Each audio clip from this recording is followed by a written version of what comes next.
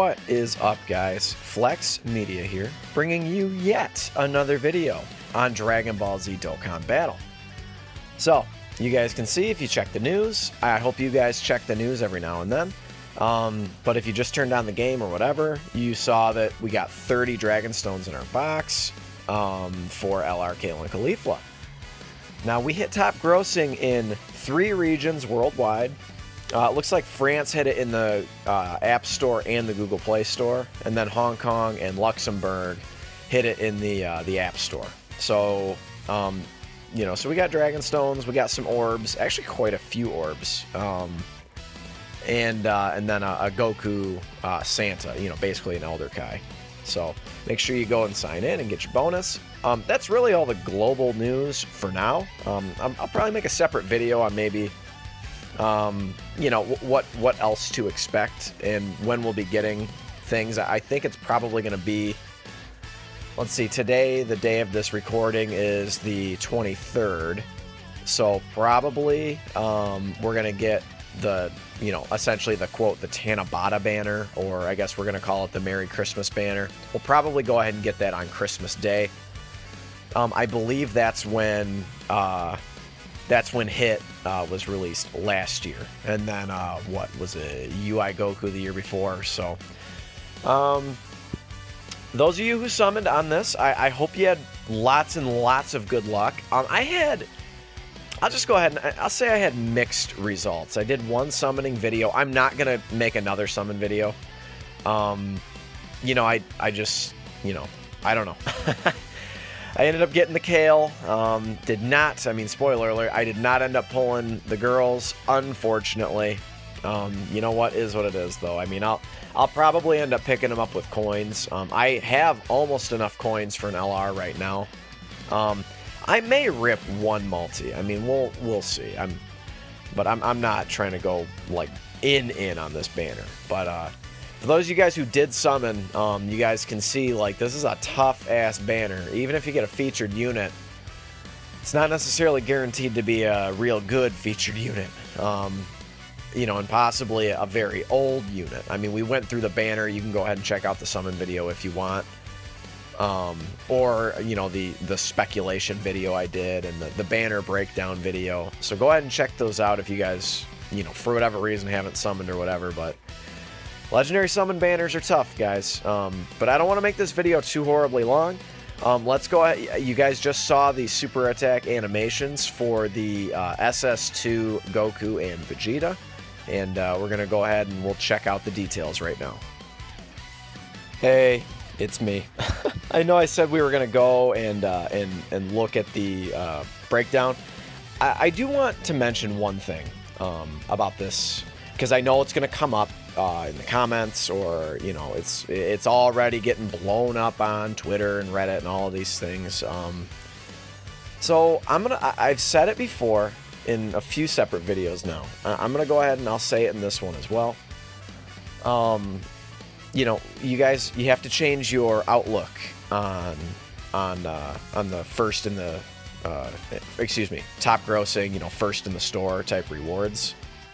This is extra. This is gravy, right? Now, the one caveat to that is, I also think, so we need to change our perspective on when we get things, but also, in the same breath, Bandai and Akatsuki, they need to make stringent rules that are absolute, undeniable, and they need to stop predicting when we're going to hit first in the App Store. Because I think that this right here, all of this, you know, it's evidence that just furthers the assumption that they just, you know, sort of predict when we're going to hit first. That's been a theory going around, I think, for a while, and I think that this just kind of, you know, helps confirm that theory, that they just think they know when we're going to get first, you know, based on the hypeness of the units. Because I'm gonna level with you guys. Maybe I shouldn't be surprised. I'm a little surprised we got first top grossing for Kale and Caulifla. The general consensus around the community was that not too many people were hyped for these ladies. I mean, they're obviously the best unit in the game, you know, by a country mile. But, you know, they've been out for, you know, whatever, 8 months or whatever. And it's just like, yeah, great. They're the best unit in the game.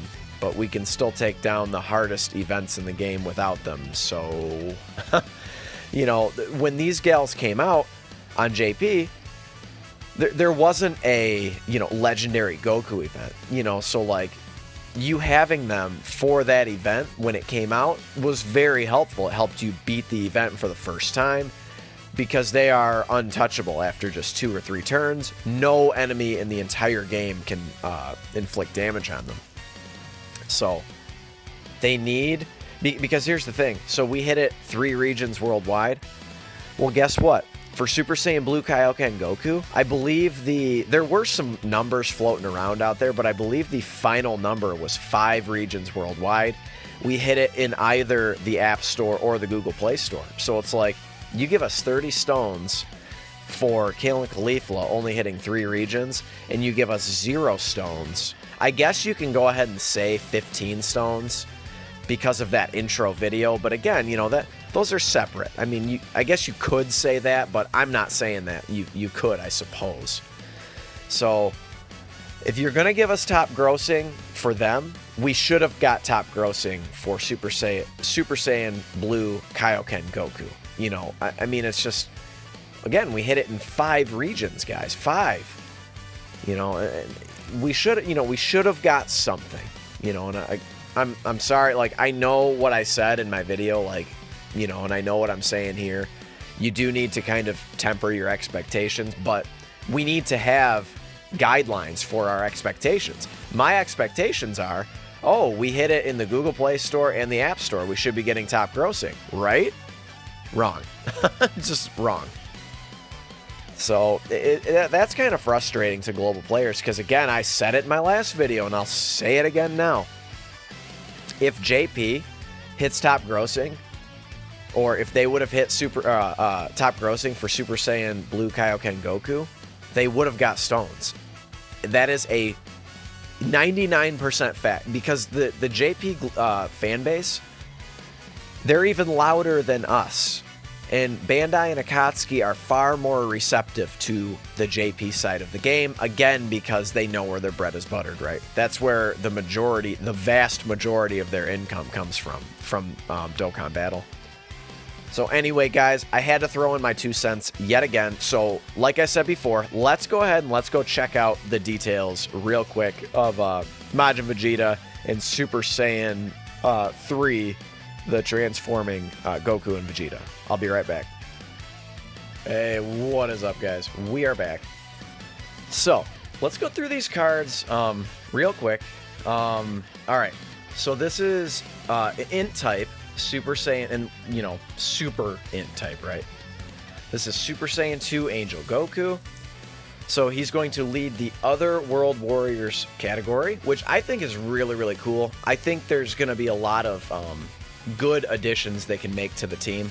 And there's also quite a few units that are, you know, quote, like angel units that are very good. So finally we'll be able to run, like, not that they're really even relevant anymore, but we'll be able to run like the Super Saiyan Kaioken Angel Goku and then Pikkon, and we can actually get them on the same team. And like, so that'll be nice, right? Okay, so anyway, Other World Warriors, key +3, and then 170 across the board, which is monstrous. I mean, 170 across the board is fantastic. And then another Super Saiyan 3 category leader, key +3, and then 150% to stats. You know, again, so very good. You could argue that you would run him over Bardock. You know, he's not giving 170 to attack. You know, but he's also giving a little bit more to HP. So that's certainly handy, okay? So his SA, immense damage, and he raises attack for 1 turn. So, you know, pretty standard, nothing too crazy there. Now his passive is really, both of these guys' passives are very interesting. So right off the bat, attack and defense 100%. The higher your HP is, the more defense you get, up to 60%. And the lower your HP is, the more attack you get, up to 60%. So the sort of like the opposite of LR Bojack and then Int Kid Goku. Interesting that that a bunch of Int units do that. Huh, that's weird. And then the next part of his passive is you have to collect 3 or more orbs. So actual orbs and not just key, right? So actual orbs. Then you get an additional attack and defense plus 30%. Now, presumably that is going to be calculated separately. The comparison is sort of like to the Int Cell after he transforms, where he gets that monstrous attack buff when you collect, I think it's, what is it? Is it 6 orbs or 8 orbs? It's some crazy amount of orbs, right? So when conditions are met, we'll transform. You're going to transform. The conditions are, I think, decent. You transform after 3 turns, and you're facing only one opponent, and that enemy has 80% HP or more. So basically, he's going to be good for like, he's going to be good for, you know, events that have one enemy. So the latter portions of some super battle road phases, I mean, yeah, so or the super battle road phases where there's only one enemy, like the big enemy at the end, like, you know, for instance, in the Majin Buu saga, I think you're up against a Paragus and Broly, but that Paragus goes down really quick. So anyway, I guess that's here nor there. So good against events where there's one enemy. So and after he transforms, his new passive, he gets attack and defense 120. Great. The higher your HP, the more defense you get. Total up to 77%. The lower your HP, you know, we already went through it. Max of 77%. 3 or more orbs, you get a dodge chance that goes up to 33%. And then you get an additional attack and defense plus 33%. Again, calculated separately. So this dude is going to, he's going to be quite good offensively and defensively if you can get 6 orbs. And then he's also going to be super effective against all types, so he's going to have that Gogeta ability. So very, very good. And then his SA causes immense damage and a greatly... he's going to greatly raise his attack and a high chance to stun. So very, very good, guys. I mean, he's just... Overall, he's just really good. So... Not completely and utterly broken, although I think we could definitely see this dude eclipse maybe at the rainbow level. Maybe he can get to 4 million, you know, wedged in between, let's just say 2 Super Saiyan 3 Bardoks or something like that. You know, or like, you know, LRB Pan's active skill or what, you know, or what have you. So he's going to hit really, really hard. If you get him enough orbs, he's definitely going to be very good defensively as well. Let's real quick go over Vegeta, who I think, just based on this information, without having used him at all, I think I like Vegeta just a little bit better. And the reason I think he's going to be better with no dupes in him, and we'll go over why. So his leader skill, the Super Saiyan 2 category, so that was a mistake. Shout out to, big shout out to Talon. But, you know, even our boy Talon, you know, just made a clerical error, so no big deal. But he's going to lead the Super Saiyan 2 category, so, you know, that's going to include some very, very good units who are Super Saiyan 2. Just to name a couple, Kalen Caulifla, the fully awakened LR version, they are Super Saiyan 2. It will be assumed that AGL Gohan will be in the Super Saiyan 2 category. That would also include, like, the original Int Gohan. He'll be in the category. It's going to be very stacked, right? All of these really good Super Saiyan 2. Oh, and then the original Majin Vegeta as well. He'll be in that category. And not to mention, you can run this new Angel Goku on that category. So very good, right? And then the Resurrected Warriors category, key plus 3, and then 150 to stats. So very good. That'll be really handy if you want to run like a Saiyan-based Resurrected Warriors team. So very good. Now this is why he's better at no dupes. So his SA, he's going to cause immense damage and raise his defense for 1 turn. So he's going to be very good defensively after he supers.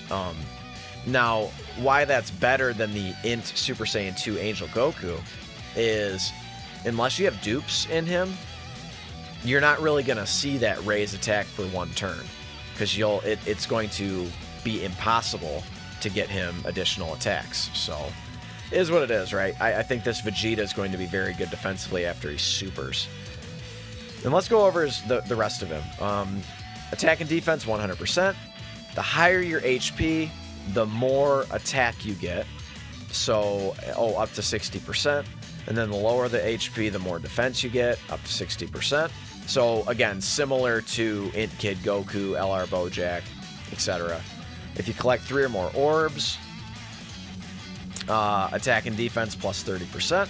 So, again, similar, exactly the same as the Goku. And then he's going to transform after the exact same conditions.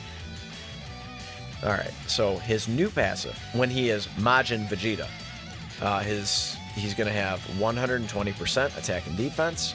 And then, again, higher the HP, more attack. Lower the HP, more defense, which I think I prefer, quite frankly. You want better defense as your HP is lower, right? Just in my opinion. That's what I would want. But I guess we'll see. Collect 3 or more orbs. He's super effective against all types, and if you collect 6 orbs, he's going to guard against all types, which is insane. We all know, Int Janemba, that's what makes him so good. One of the best TURs in the game. Probably still the best one on Global. Between him and Kaioken Goku, but I think probably Janemba edges him out. And then his SA, he's going to cause immense damage, greatly raise his defense, and a high chance to stun. So they're similar units, but I think based on the information, I think Majin Vegeta edges out Goku just a little bit. I think that this ability to guard against all types and then raising defense on super attack, it's going to make him much more valuable to you as a player, especially if you're not a whale and you're really just hoping to pull 1 copy. He's going to be much more valuable to you defensively because he's going to be so good defensively. You need defense even in Dokkan events now. And then, obviously, like Super Battle Road, Legendary Goku, etc. I don't know how they'll be in the Legendary Goku. They're not stacking. But massively raising defense, I would imagine that... greatly raising defense, I imagine Majin Vegeta is going to be just fine. So similar to what, LR Goku does. The Super Saiyan 4 Goku. So anyway, guys, one more thing I want to add. You guys saw in the super attack animations, there's a new Deborah and a new Super Saiyan 1 Gohan. Basically, they are super and extreme support units. Ki +2, attack and defense plus 30%. So Deborah is extreme. The Gohan is super type. I'll probably put a little screen text graphic on the screen so you guys can see. And then Deborah is going to lead the Majin Buu category, and then Gohan's going to lead Hybrid Saiyans category at Ki +3, HP attack and defense 120%. So very solid, especially that Deborah. Oh yeah, and the Deborah stuns for 2 turns, even on his passive. And then the Gohan seals on his passive. So really interesting. I think the Majin Buu saga probably needed some more support units. It's a really cool team. There's a lot of versatility to the teams. So, you having one of these support units is going to allow you to run some more versatile teams, because you're not going to be so worried about key links, because you're going to have, this support giving you 2 key. And then obviously attack and defense as well. But anyway, guys, it ended up being probably a long video, but go ahead and drop a like if you like videos like these. I like reporting the news. It's fun. It brings hype to the game. You know what I mean? So we're speculating who's going to be good, who's going to be bad, you know, who's going to be better than the other, you know, those types of things. So, again, so, you know, subscribe if you're new, like if you like the video, and I'm going to be bringing you guys a lot more videos in the future. And I'll catch you in the next one. Later.